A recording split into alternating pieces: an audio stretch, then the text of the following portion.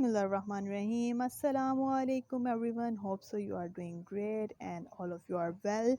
So welcome back to Desert Rose Psychics. It's a YouTube channel that is providing videos regarding to mental health issues and the topic related to everyday psychology. Myself Arush Shahbaz, and the topic that we are going to discuss today is about getting the message, and the subtopics that we are going to discuss is about self-confidence, assertiveness and entitlement.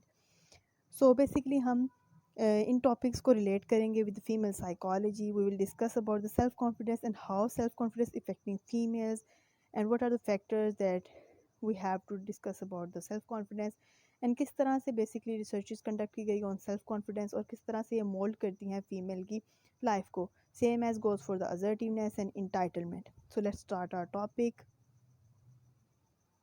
Okay जैसे कि आपको image से ज़ाहिर ये हो गया होगा कि हम अब पहला टॉपिक कौन सा डिस्कस करने वाले हैं. It is about the self confidence in the women. Okay so सबसे पहले हम सेल्फ कॉन्फिडेंस के बारे में एक स्टार्टिंग से एक स्टोरी सुनते आए होंगे.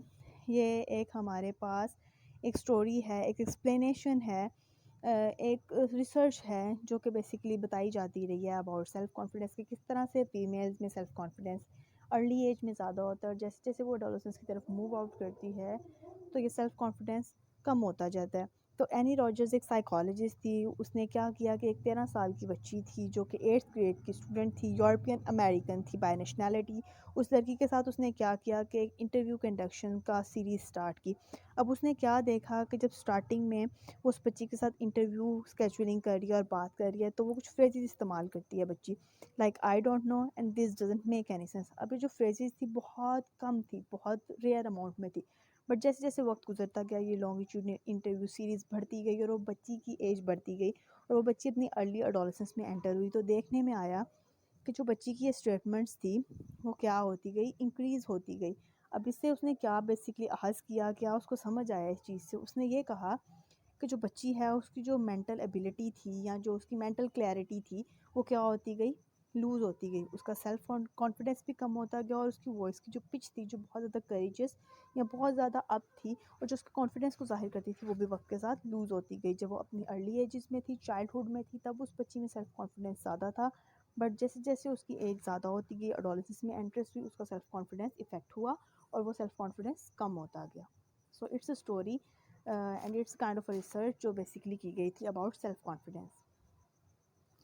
Okay, so now we will move toward the definition of self-confidence, and it's the definition given by Rogers herself. So Roger defines courage as having spirit of liveliness, a quality of boldness, and the ability to speak one's mind by telling all one's heart. Basically, Roger explain करती हैं कि ये एक ऐसी spirit है, एक ऐसी courage है लाइवलीनेस की, और एक ऐसी क्वालिटी है बोल्डनेस की, और एक ऐसी एबिलिटी है किसी भी पर्सन की जो उसको हेल्प आउट करता है कि वो अपने माइंड में जो भी चीज़ें हैं या दिल में जो भी चीज़ें हैं बड़े अच्छे अंदाज में वो इसको एक्सप्लेन आउट कर सके और बहुत कॉन्फिडेंट होते हुए इन चीज़ों को वो एक्सप्लेन कर सके. अच्छा, अब जो इसकी डेफिनेशन थी बेसिकली वो क्या थी. ज़्यादातर हम खवातीन में जो डेफिनेशन थी, जो क्वालिटीज़ उसने एक्सप्लेन की थी वो हमें देखने में मिलती थी. लेकिन क्या था कि कुछ ऐसी खवातीन थी उनमें हम इस डेफिनेशन में जो क्वालिटीज़ बताई गई थी उसके अलावा हम कुछ चीज़ें देखते थे जो कि टेंटेटिवनेस और टिमिडिटी थी.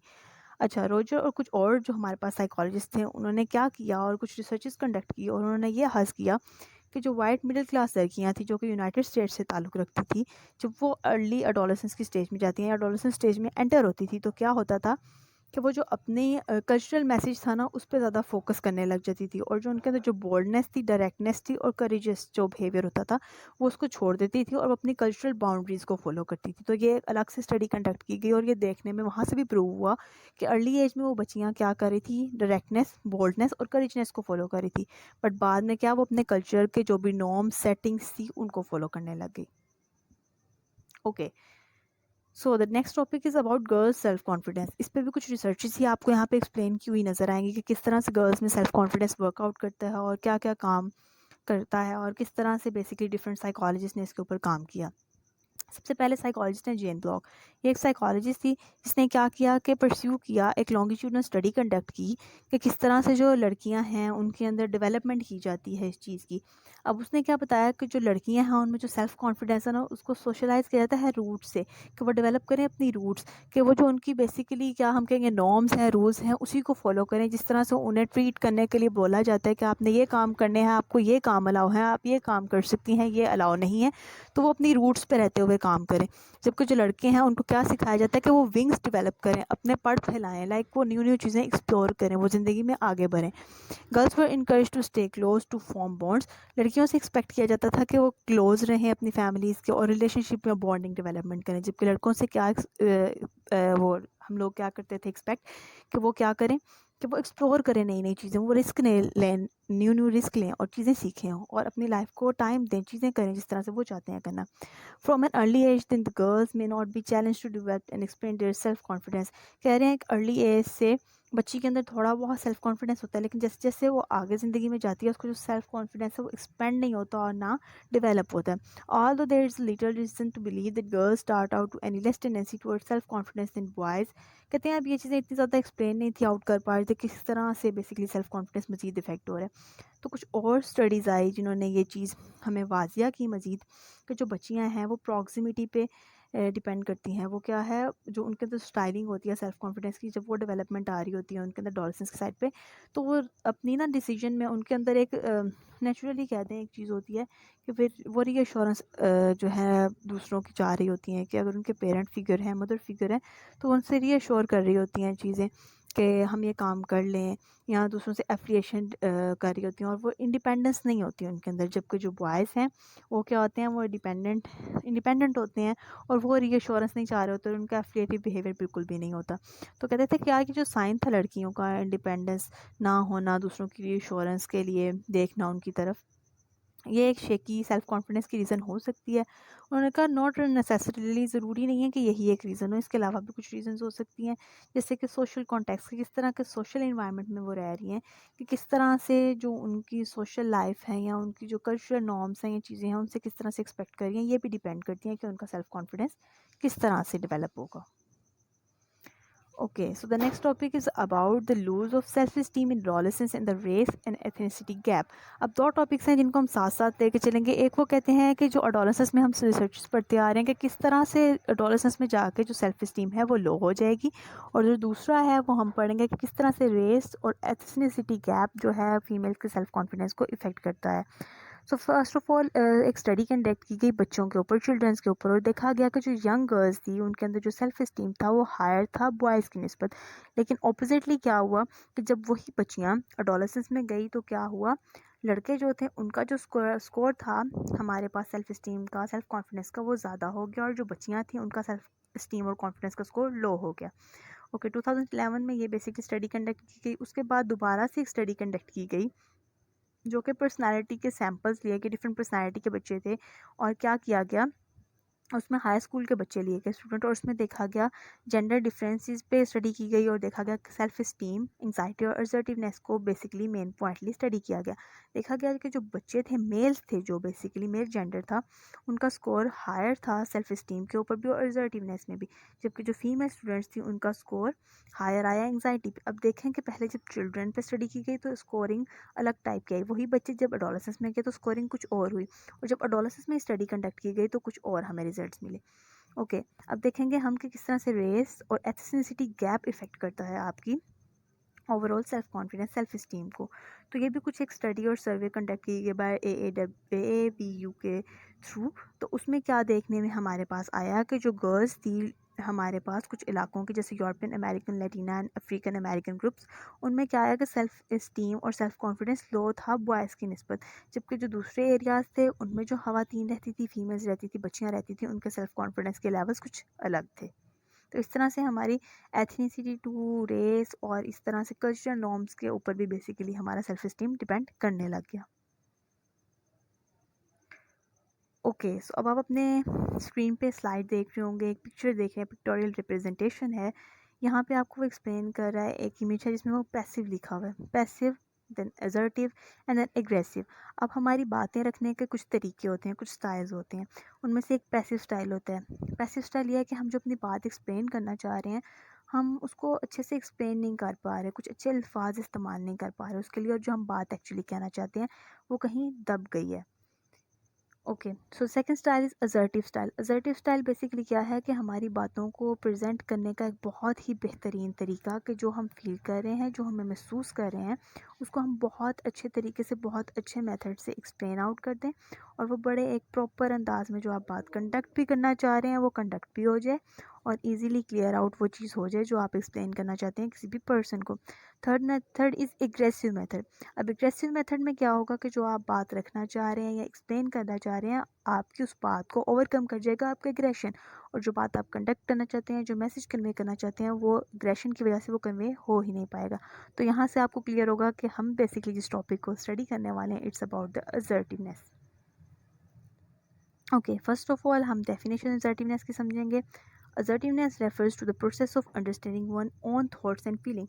वो कह रहे हैं कि असर्टिवनेस एक ऐसा प्रोसेस है जिसमें हम अपनी ही फीलिंग्स को अंडरस्टैंड करेंगे, अपने ही थॉट्स को अंडरस्टैंड करेंगे, अपनी नीड्स और वांट्स को अंडरस्टैंड करेंगे, और कोई अप्रोप्रिएट मेथड इस्तेमाल करेंगे, ऐसे वर्ड्स इस्तेमाल करेंगे, ऐसा एक तरीका इस्तेमाल करेंगे कि दूसरों के साथ हमारा रिलेशनशिप भी ख़राब ना हो, और हम अपनी नीड्स, फीलिंग्स, थॉट भी एक अच्छे तरीके से एक्सप्रेस कर सकें।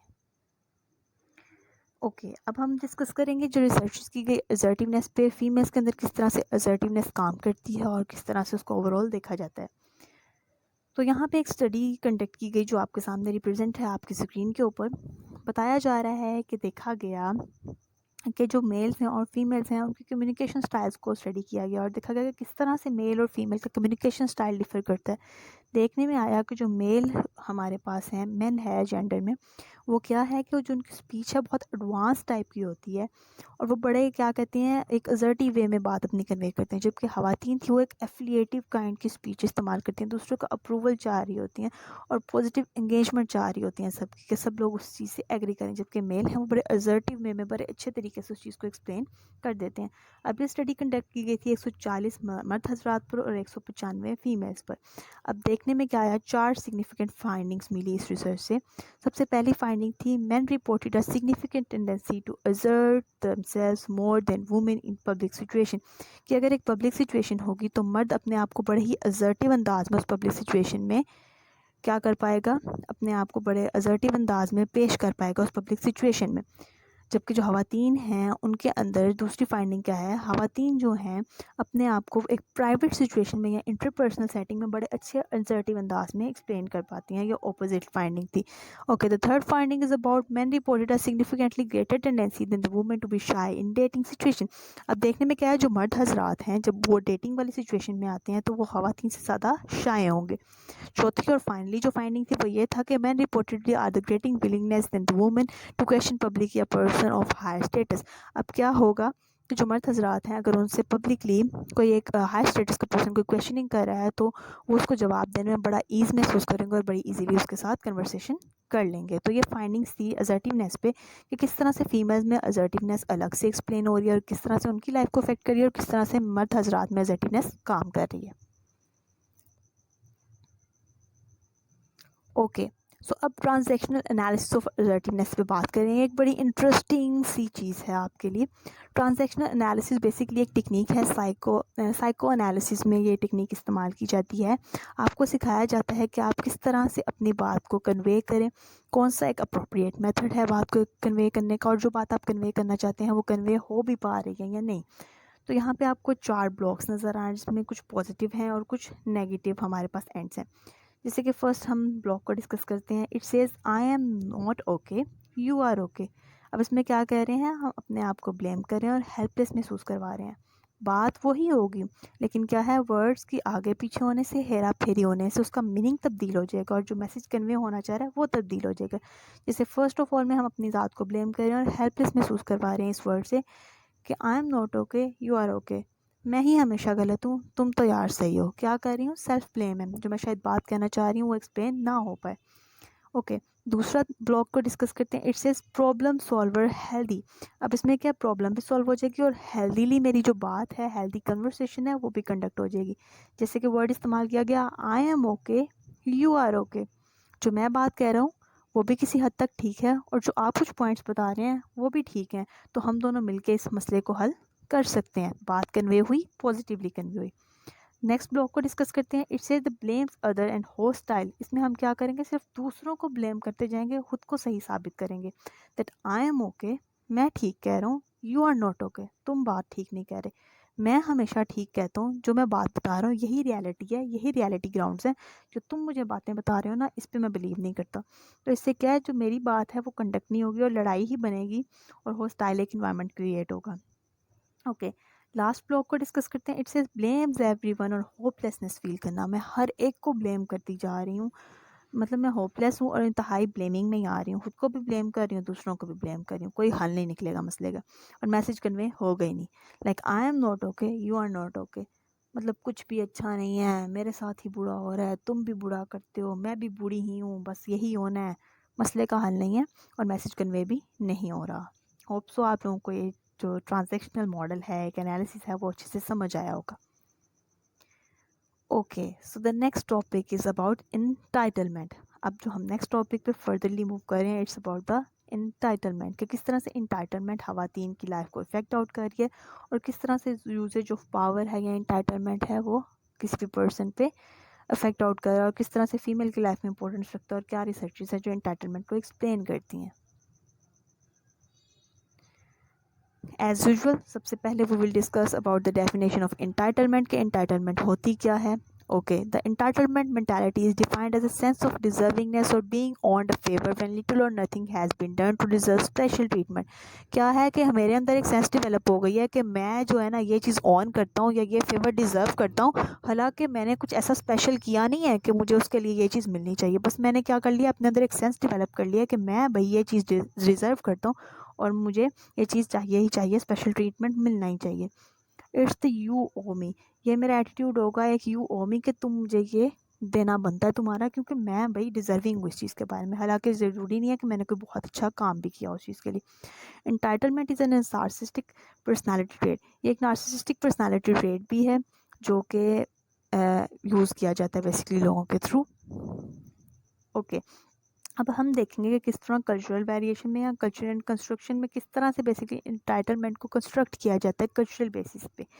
ओके, अब बेसिकली यहाँ पे है ना एक बड़ी मज़े की स्टोरी टाइप है, एक समझ लें कि ना हमारे जो मैस्कुलिन स्टीरियोटाइप होते हैं कि मर्द हजरात बहुत अहमियत के हामिल हैं और वो डिज़र्व करते हैं इंटाइटलमेंट और ये सब कुछ वो सुपीरियरिटी पे हैं। अब इसको ना क्वेश्चनिंग करने के लिए ना इस इंटाइटलमेंट को बेसिकली क्या करते थे 19th सेंचुरी में, कुछ राइटर्स थे जो कि बड़े मज़े से और वो कहते हैं ना ह्यूमिलेशन क्रिएट करते हुए भी, ह्यूमिलेशन में नहीं बेसिकली एक ह्यूमर डालते हुए चीज़ों में बहुत अच्छे तरीके से उस चीज़ को एक्सप्लेन भी करते थे और पॉक आउट भी करते थे मैन की सुपीरियरिटी को।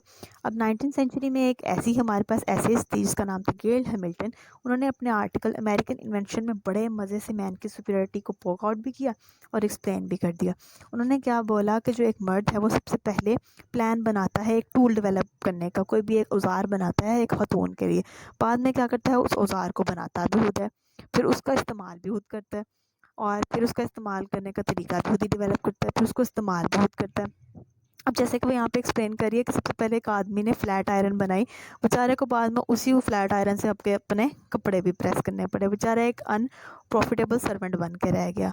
चाहे उसने अपनी जो चीज़ थी उसका आधा ही काम किया, लेकिन फिर भी कहीं ना कहीं मैं इस बात पर खुश हूँ कि एटलीस्ट उसने कुछ किया तो सही। अब उसने क्या बड़े ह्यूमरस अंदाज में इस सिचुएशन को एक्सप्लेन भी कर दिया और डिफाइन भी कर दिया कि हमारे माशरे में किस तरह से मैन को सुपीरियरिटी हासिल है, जबकि उससे क्या क्या रोल्स भी एक्सपेक्ट किए जा रहे हैं, और उसने पॉक आउट भी कर दिया, उसकी सुपीरियरिटी का मजाक भी उड़ा दिया। Okay, this type of humour has been used to bolster women on confidence. कहते हैं अब ये जो ह्यूमर था इस्तेमाल किया जाता रहा ख़वातीन के कॉन्फिडेंस को बूस्ट करने के लिए, और साथ साथ ये एक कल्चरल मैसेज भी दे रहा था और ये चीज़ को बता भी रहा था कि जो मर्ज़ी कर लो मेल को सुपीरियरिटी हासिल ही है कल्चर में, आपको इसको एक्सेप्ट आउट करना ही पड़ेगा। अच्छा, और इस तरह के ह्यूमर और जो लॉजिकल किस्म की जो चीज़ें थी और ये सारा कुछ किया गया, इन्होंने कभी भी जो मेल का जो सेल्फ कॉन्फिडेंस है ना उसको हिला नहीं पाया। और रिसर्चर्स ने भी लेटर ऑन यही रिपोर्ट किया कि जो मेल का सेल्फ कॉन्फिडेंस है वैरायटी ऑफ सिचुएशन में ख़वातीन से ज़्यादा ही होता है। एंटाइटलमेंट की भी जो उनमें फीलिंग्स है मेल की फीमेल से ज़्यादा ही होती है। जैसे कि अब आप अपने पेज पे एक ग्राफ देख रहे हैं, इस ग्राफ में आपको क्या नज़र आ रहा है, यूनिवर्सिटी स्टूडेंट्स के ऊपर एक रिसर्च कंडक्ट की गई जिसमें देखने में ये आया कि किस तरह से बेसिकली जो इंटाइटलमेंट की वो कहते हैं ना एक दौर और चाव और लगन है मर्द हजरात में और फीमेल हजरात में डिफरेंस आता है इस चीज़ के ऊपर। अब क्या देखने में आया कि पॉलिटिशियन बनने की, साइंटिस्ट बनने की, सीईओ बनने की या कोई भी सेल्फ डिफाइंड उनका प्रोफेशन था, देखने में क्या आया कि जो मर्द हजरात थे उनमें ये जो फुलफिलमेंट थी कि वो फ्यूचर में कुछ ना कुछ पावरफुल पोजीशन पे बैठेंगे, वो परसेंटेज मर्द हजरात में ज़्यादा थी। एंटाइटलमेंट की चाह उनमें ज़्यादा थी, जबकि ख़वातीन में इतनी प्रोफेशनलिज्म और इसकी चाह ज़्यादा नहीं थी। ये भी रिसर्च से साबित हुआ और ये एक रिसर्च कंडक्ट की गई और ग्राफ के थ्रू एक्सप्लेन किया गया। ओके, अब एंटाइटलमेंट और किस तरह से एंटाइटलमेंट का इस्तेमाल करती हैं ख़वातीन, ये उसके बारे में बात हो रही है। So first of all Eagly and Johnson ने क्या किया, एक मेटा एनालिटिकल स्टडी कंडक्ट की और देखा कि किस तरह से लीडरशिप स्टाइल्स जो हैं वो बेसिकली ख़वातीन में होते हैं। जैसे कि उन्होंने एक्सप्लेन किया कि जो ख़वातीन हैं वो ज़्यादातर डेमोक्रेटिक और लेस ऑटोक्रेटिक स्टाइल को इस्तेमाल करती हैं, जबकि मेल्स जो हैं वो इसके ऑपोजिटली काम करते हैं। उसके बाद एलेनोर मैकवाय आए, उन्होंने क्या किया, उन्होंने कि उन्होंने नोट डाउन किया कुछ इंटरेक्शनल स्टाइल्स और हैबिट्स के बारे में बताया कि जो ख़वातीन हैं वो क्या करती हैं, उनके कम्युनिकेशन स्टाइल्स कुछ ऐसे होते हैं कि वो ज़्यादातर लोगों की बात सुनती हैं, सपोर्टिव रिएक्शंस जो है ना वो एक्सपेक्ट करती हैं अपने स्पीकर से, जबकि जो मर्द हैं वो बड़े असर्टिव होते हैं और वो जो ना कंपटीशन के अंदाज में लोगों से बात करते हैं और इंटरप्शंस वगैरह को बर्दाश्त नहीं करती और बड़ा ओपनली डिसएग्रीमेंट कर देते हैं कि अगर कोई कह रहा है ना ये ऐसे है, अगर उनको लग रहा है नहीं है तो उन्हें ओपनली जो है ना अगले बंदे को बोल देना भाई कि नहीं ये इस तरह से नहीं, इस तरह से ही है। उसके बाद एक सोशल लिंग्विस्ट आए हमारे पास, डेब्रा टेनन, उन्होंने क्या किया, अपनी मशहूर तरीन किताब यू जस्ट डोंट अंडरस्टैंड में एक्सप्लेन किया इस डिस्टिंक्शन को। उन्होंने कैसे बताया कि जो फीमेल्स के हमारे पास तरीके हैं बात करने के, कम्युनिकेशन स्टाइल है, वो ज़्यादा इंटीमेसी और कनेक्शन को रिप्रेजेंट करते हैं, जबकि जो मर्द हजरात हैं वो इंडिपेंडेंस को एक्सप्लेन करते हैं कि वो मर्द ज़्यादा इंडिपेंडेंट होना पसंद करते हैं और स्टेटस को डिपेंड करते हैं, जबकि ख़वातीन इंटीमेसी और कनेक्शन को ज़्यादा अहमियत देती हैं। Okay, so that's all. यहाँ का टॉपिक आज ख़त्म होता है। ये एक बहुत छोटा सा, बहुत इंटरेस्टिंग सा, बहुत सा enjoyable kind of a topic था और ये बहुत ज़्यादा एलेबोरेशन में था, ज़्यादा रिसर्चेस थी इसके ऊपर कंडक्ट हुई थी जो कि एक्सप्लेन आउट कर रही थी हमें कि किस तरह से हमारे पास जो सेल्फ कॉन्फिडेंस है ख़वातीन में डेवलप होता है, किस तरह से उनकी लाइफ को इफ़ेक्ट आउट करता है और किस तरह से उनकी ज़िंदगी में उस चीज़ की अहमियत है और रिसर्चेस से कैसे प्रूवन है कि ख़वातीन में सेल्फ कॉन्फिडेंस कैसे वेरिएट कर रहा है all over their life span. Same as goes for the assertiveness, और इस तरह से इंटाइटलमेंट में किस तरह से ख़वातीन यूजेज ऑफ पावर करती हैं या बिल्कुल डिपेंडेंट होती हैं दूसरों पे।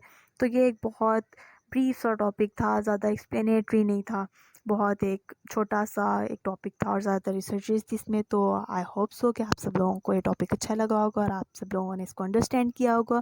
Thank you so much for listening to us and please हमारे चैनल को सब्सक्राइब करें, लाइक करें और इस वीडियो को शेयर भी करें दूसरों के साथ ताकि उनके नॉलेज में भी इजाफा हो। And please do comment for queries. हम बहुत हैप्पी होंगे कि अगर हम आपकी क्यूरीज़ को मज़ीद क्लियर कर सकें, किसी इस तरह की चीज़ है, कोई ऐसा टॉपिक है, कोई ऐसा पॉइंट है जो आपको क्लियर नहीं है, तो आप प्लीज़ प्लीज़ प्लीज़ क्वेश्चंस जो हैं अपने कमेंट सेक्शन में लिखा करें ताकि हम इसको आंसर आउट कर सकें और हमारे लिए भी ये बहुत बेनिफिशियल होगा, हमारा भी नॉलेज इंक्रीज़ होगा और दूसरों का नॉलेज भी इंक्रीज़ होगा। सो अपना सब ख्याल रखिएगा। Take care of yourself. अल्लाह हाफिज़। फ़ी अमान अल्लाह।